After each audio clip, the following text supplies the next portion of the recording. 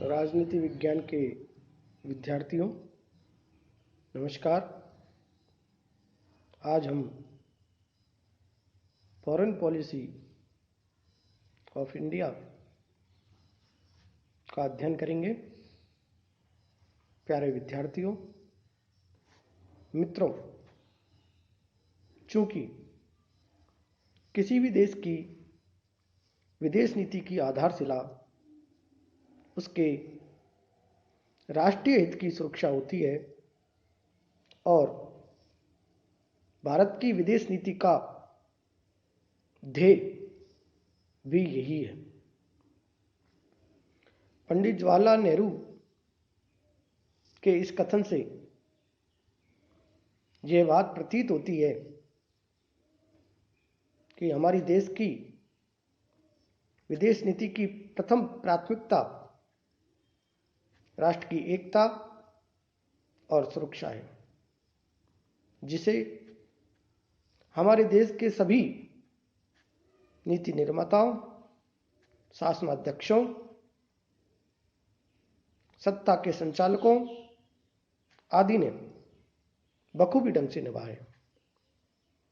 मित्रों, अपने विदेश संबंधों को अपनी इच्छा अनुसार संचालित करने के लिए एक अच्छी विदेश नीति की आवश्यकता होती है और विदेश नीति ही चूंकि अंतर्राष्ट्रीय राजनीति को शुद्ध आधार प्रदान करती है और एक राष्ट्र, एक देश द्वारा अपनाई जाने वाली विदेश नीति से यह पता लगाया जा सकता है, यह अनुमान लगाया जा सकता है कि उस राष्ट्र के क्या हित हैं और वह किस प्रकार उन्हें सुरक्षित रखना चाहता है और आगे बढ़ाना चाहता है। भारत भी इसका अपवाद नहीं है, क्योंकि भारत एक विस्तृत भूभाग और विशाल जनसंख्या वाला देश है। इसकी विदेश नीति का विश्व की राजनीति पर बहुत गहरा असर पड़ता है। मित्रों, विद्यार्थियों, भारत की विदेश नीति के भी अपने कुछ उद्देश्य हैं, कुछ एम हैं, कुछ लक्ष्य हैं और इन उद्देश्यों की पूर्ति के लिए भारत अपनी विदेश नीति में सक्रिय भूमिका निभा रहा है।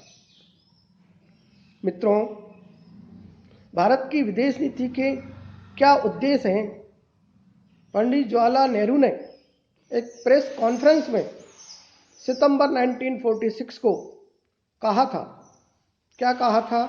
वैदेशिक संबंधों के क्षेत्र में भारत एक स्वतंत्र नीति का अनुसरण करेगा और गुटों की खींचतान से दूर रहते हुए समस्त संसार के समस्त पराधीन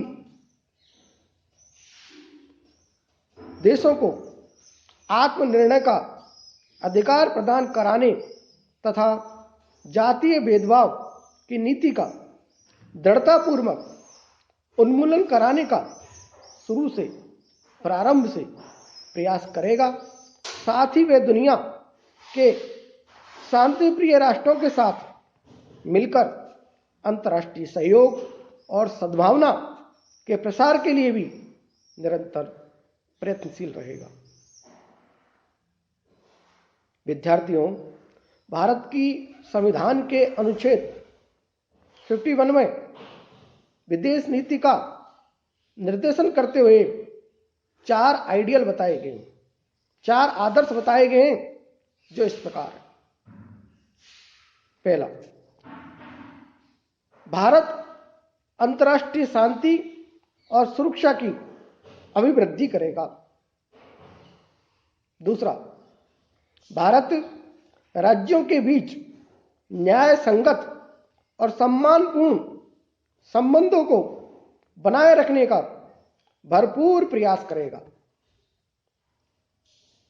तीसरा, संगठित लोगों के एक दूसरे के व्यवहार में अंतर्राष्ट्रीय विधि, और संधि बाध्यताओं के प्रति आदर बढ़ाने, और चौथा, अंतर्राष्ट्रीय विवादों के मध्यस्थता द्वारा निपटारे के लिए प्रोत्साहन देने का हर संभव भारत प्रयास करेगा।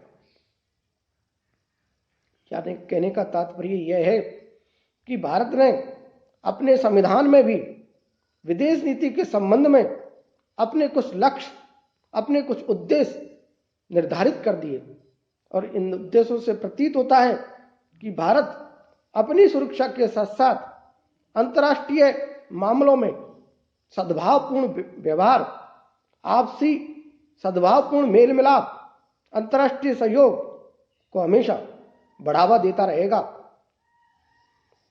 मित्रों, इसके अतिरिक्त भारत की विदेश नीति के कुछ प्रमुख लक्ष्य निर्धारित हैं। वो है, पहला, भारत को विश्व की महान प्रभावशाली शक्ति बनाना,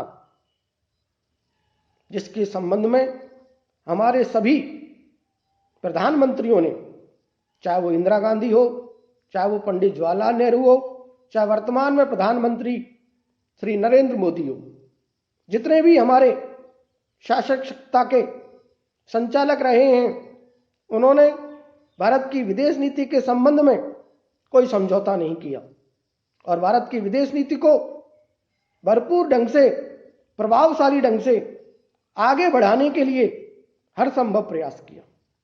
मित्रों, भारत की औद्योगिक विकास के लिए दूसरे देशों की आर्थिक सहायता प्राप्त करने के लिए भी भारत हमेशा से प्रयत्न करता रहा है। विद्यार्थियों, इसके अलावा भारत ने प्रारंभ से ही सर्वत्र पूरे संसार में उपनिवेशवाद और साम्राज्यवाद का विरोध किया है और करता रहेगा। मित्रों, एशिया और अफ्रीका के देशों के स्वतंत्रता आंदोलन को भारत ने हमेशा ही समर्थन किया है। इसके अलावा राष्ट्रमंडल के देशों के बीच घनिष्ठ संबंधों को आगे बढ़ाने के लिए भारत ने प्रयत्न किया है। इसके अलावा राष्ट्रीय हितों की पूर्ति के लिए जितने भी प्रयास हो सकते हैं, उन सभी प्रयासों के संबंध में भारत ने अपना योगदान दिया है। वैदेशिक व्यापार के विकास हेतु आवश्यक दशाओं की सृष्टि करने का कार्य भी भारत ने किया है। प्रवासी भारतीयों के हितों की रक्षा के लिए सभी शासन सत्ता के संचालकों ने अपनी अहम भूमिका का निर्वहन किया है। मित्रों, पारस्परिक आर्थिक जनहित के रक्षार्थ जितने भी एशियाई अफ्रीका देश हैं, इन सभी को संगठित बनाने के लिए भारत ने प्रयास किया है। यूएनओ, यूनाइटेड नेशन ऑर्गेनाइजेशन, संयुक्त राष्ट्र संघ और उससे संबद्ध उसकी अन्य संस्थाओं का भारत ने प्रारंभ से ही समर्थन किया है और उसमें सहयोग किया है।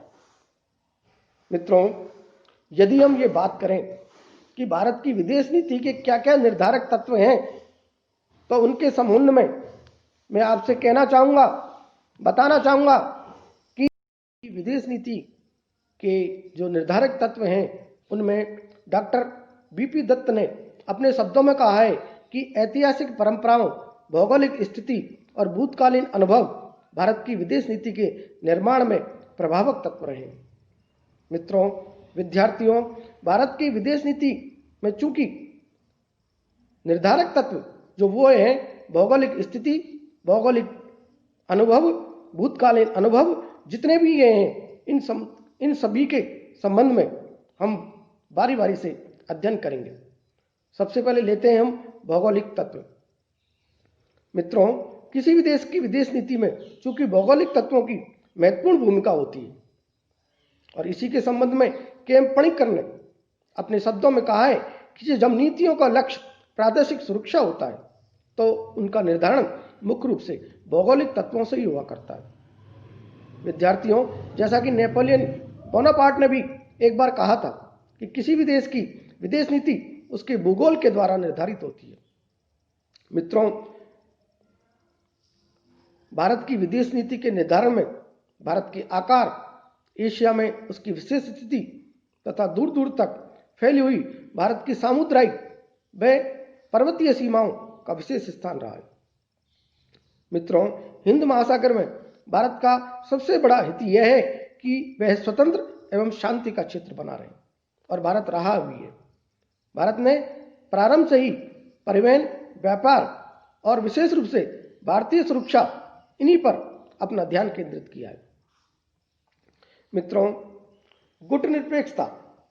गुटनिरपेक्षता की नीति को भारत ने प्रारंभ से ही ग्रहण किया, और गुटनिरपेक्ष जो आंदोलन है, जो मूवमेंट है, उसका भारत संस्थापक सदस्यों में रहा है, और गुटनिरपेक्षता की नीति का निर्धारण भारत के द्वारा ही किया गया है। चूंकि विश्व द्वितीय महायुद्ध के बाद दो गुटों में जब विभाजित दिखाई दिया, एक गुट का नेतृत्व पूंजीपति देशों के मध्य था, पूंजीपति देशों के द्वारा किया जा रहा था, और दूसरे गुट का नेतृत्व साम्यवादी देशों में किया जा रहा था, साम्यवादी देशों के द्वारा किया जा रहा था। तो भारत ने इन दोनों गुटों के मध्य किसी भी गुट का समर्थन नहीं करके मध्यस्थता की भूमिका का निर्वहन करने का निश्चय किया। मित्रों, इसके अलावा विचारधाराओं का प्रभाव, विचारधाराओं के प्रभाव के कारण भी भारत की विदेश नीति निर्धारित होती है। भारत की विदेश नीति के निर्धारण में अनेक विचारधाराओं का स्पष्ट प्रभाव पड़ा है। चूंकि महात्मा गांधी प्रारंभ से ही शांति और अहिंसा पर आधारित गांधीवादी विचारधारा से भारत की विदेश नीति प्रारंभ से ही प्रभावित रही है, और गांधी जी